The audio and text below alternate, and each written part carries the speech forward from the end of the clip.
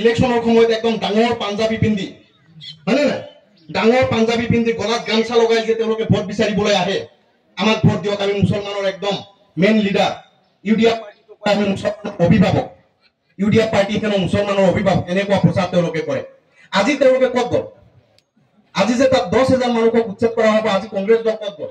আজি ইউডিএফ দল ক'ত গ'ল আৰু আমাৰ এমপি ৰকিবুল হুছেইন ডাঙৰীয়া এতিয়া ক'ত গ'ল তেখেতসকলে জানে নে নাই যে তিৰাপাৰা অঞ্চলত কেৱল মুছলমান খোৱাৰ কাৰণে মানুহখিনিক উচ্ছেদ কৰা হ'ব আৰু এই মাটিখিনি আদানীক গতাই দিয়া হ'ব গতিকে শ্ৰদ্ধেয় ৰাইজ আপোনালোকে এনেকুৱা মই কথাটো আপোনালোকক এইটোৱে বুজাব বিচাৰি আছো যে আপোনালোকে পইচা চাই নহয় আপোনালোকে এনেকুৱা এজন মানুহক আপোনালোকে ভোট দিয়ক যি মানুহজনক আপোনালোকৰ বিপদৰ সময়ত আপোনালোকৰ এজন লিডাৰ পাব আপোনালোকে আৰু মই যিমান দূৰ জানো আব্দুল আৱাল ডাঙৰীয়াই কেতিয়াও আপোনালোকক প্ৰতাৰণা নকৰে কাৰণ তেওঁ ইমান ধনী ঘৰৰ মানুহ নহয় আৰু তেখেতৰ মানুহৰ হৈ কাম কৰা তেখেতৰ স্পৃহা আছে তেখেতৰ এটা মন আছে